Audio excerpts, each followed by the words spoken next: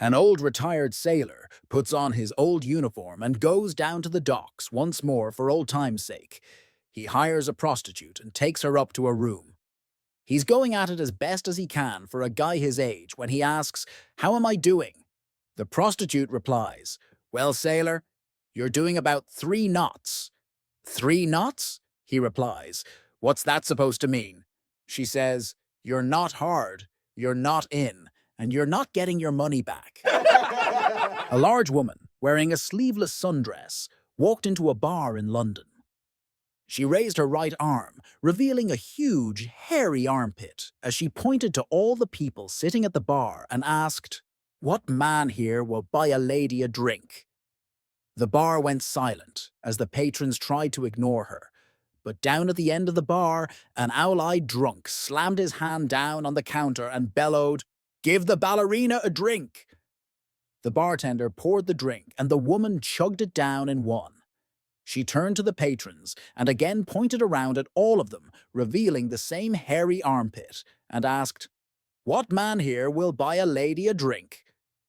Once again, the same little drunk slapped his money down on the bar and boomed, "Give the ballerina another drink." The bartender approached the little drunk and said, "I say, old chap, it's your business if you want to buy the lady a drink, but why do you keep calling her the ballerina?" "As far as I'm concerned," the drunk replied, "any woman who can lift her leg that high has got to be a ballerina." A man and woman had been married for more than 60 years. They had shared everything. They had talked about everything. They had kept no secrets from each other, except that the little old woman had a shoebox in the top of her closet that she had cautioned her husband never to open or ask her about. For all of these years, he had never thought about the box. But one day, the little old woman got very sick, and the doctor said she would not recover. In trying to sort out their affairs, the little old man took down the shoebox and took it to his wife's bedside. She agreed that it was time that he should know what was in the box. When he opened it, he found 2 crocheted dolls and a stack of money totaling $95,000. He asked her about the contents. "When we were to be married," she said, "my grandmother told me the secret of a happy marriage was to never argue. She told me that if I ever got angry with you, I should just keep quiet and crochet a doll." The little old man was so moved, he had to fight back tears. Only 2 precious dolls were in the box. She had only been angry with him 2 times in all those years of living and loving. He almost burst with happiness. "Honey," he said, "that explains the dolls. But what about all of this money? Where did it come from?" "Oh," she said, "that's the money I made from selling the dolls." A woman with a passion for gardening was growing increasingly frustrated. No matter what she did, her tomatoes just wouldn't turn red. One afternoon, while walking past her neighbor's garden, she couldn't help but admire the vibrant, perfectly red tomatoes hanging from the plants. Curiosity got the better of her, and she stopped to ask, "Your tomatoes are amazing. How do you get them to turn so red?" The neighbor chuckled and said, "It's simple. Twice a day I stand in front of my tomato plants and expose myself. The tomatoes get so embarrassed they turn red." The woman laughed, but decided she had nothing to lose. For the next 2 weeks, she tried the unconventional method, faithfully exposing herself to her tomato plants morning and evening. One day, the neighbor stopped by, grinning. "Well," he asked, "did my trick work? Are your tomatoes red yet?" The woman sighed and shook her head. "Not quite, but my cucumbers are absolutely enormous."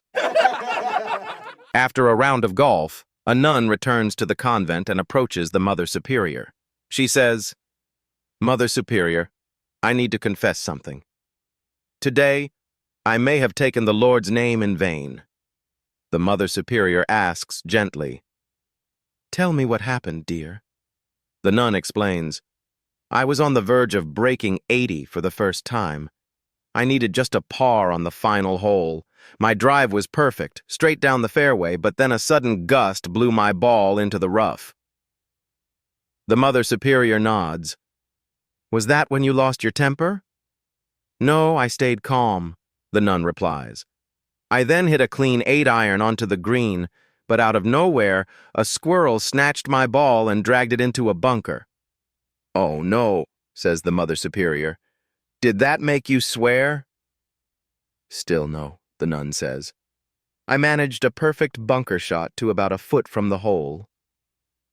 The Mother Superior leans in and asks, So, did you miss the putt?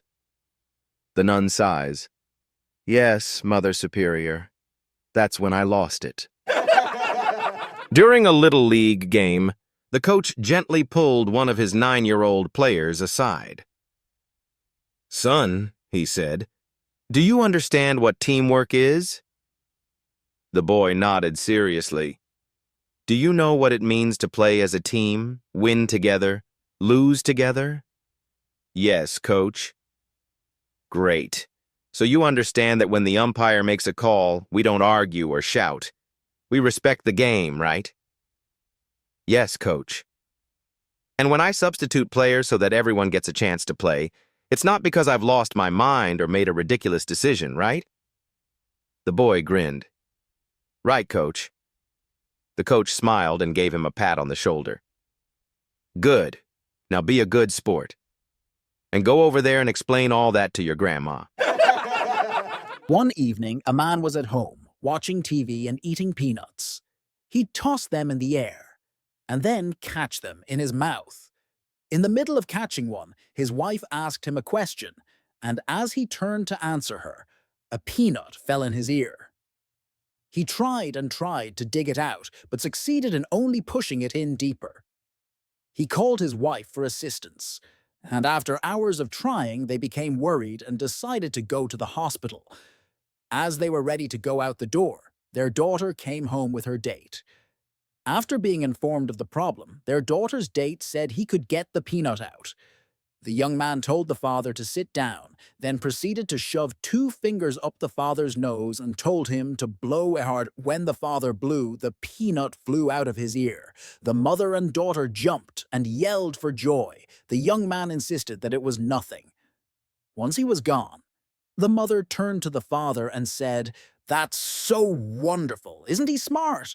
What do you think he's going to be when he grows up?" The father replied, "From the smell of his fingers, our son-in-law." 4 old friends were strolling down the street when they turned a corner and spotted a sign that read, "Old Timers Bar, all drinks 10 cents." They exchanged surprised looks, hardly believing their eyes, and decided to check it out. As they entered the bar, the bartender greeted them with a booming voice that carried across the room. "Come on in, gentlemen. Let me pour you a drink. What'll it be?" The bar was fully stocked, so each of the men ordered a martini. In no time, the bartender presented them with 4 perfectly chilled martinis, shaken, not stirred, and said, "That's 10 cents each, please."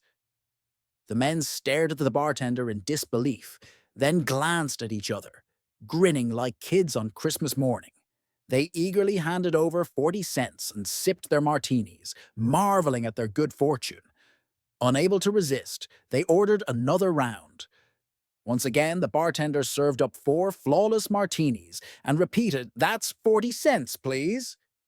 By now, they'd each had 2 martinis and hadn't even spent $1. Their curiosity got the better of them.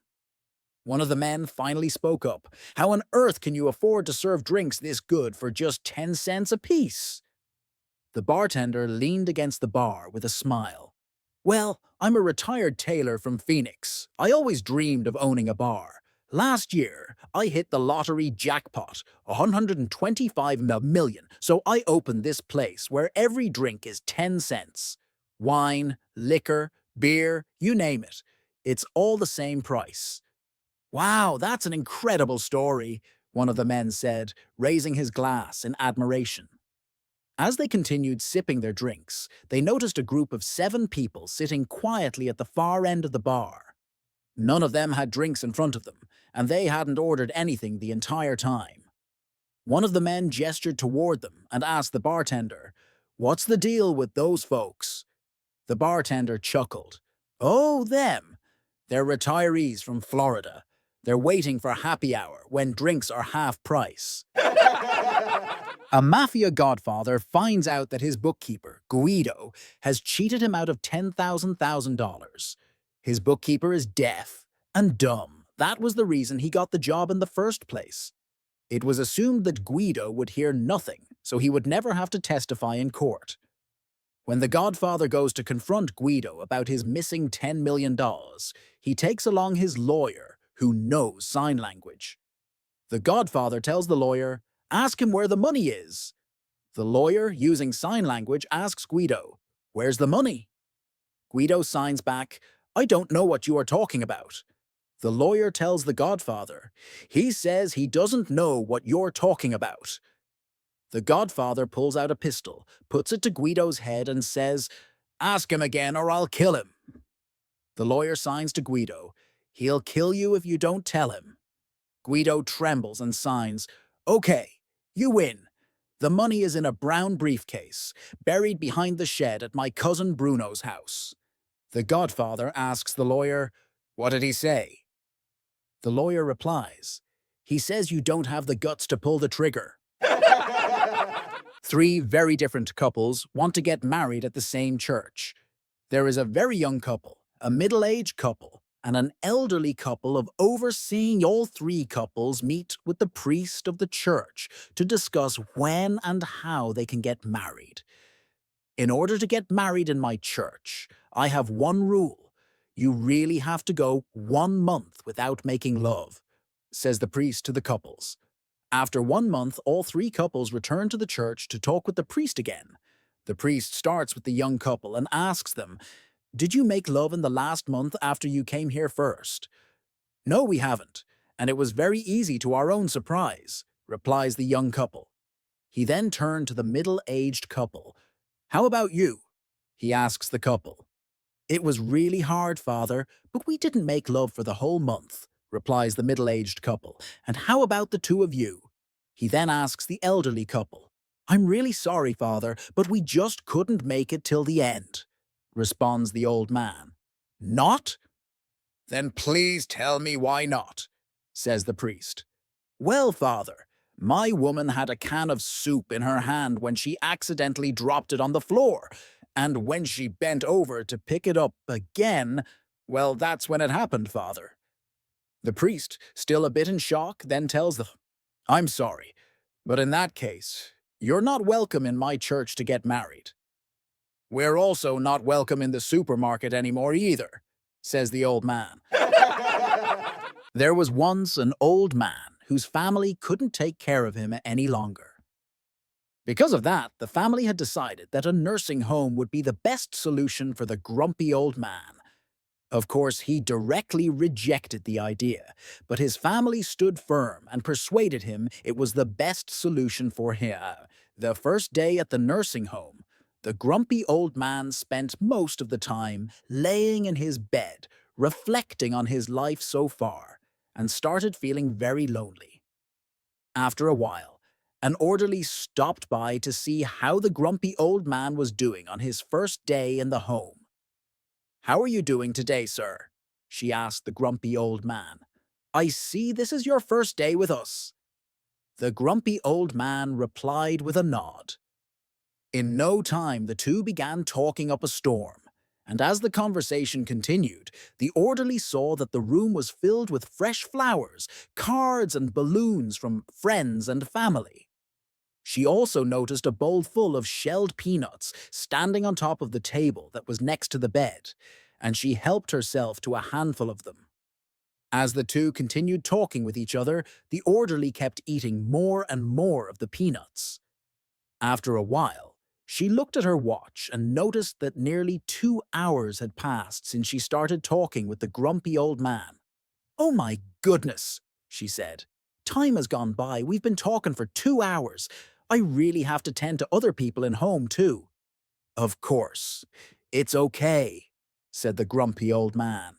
"I feel way better now. Now I have been able to talk to someone else besides myself." After having a look at the bowl of peanuts, the orderly said, "Now I really feel awful. I almost finished the whole bowl of peanuts."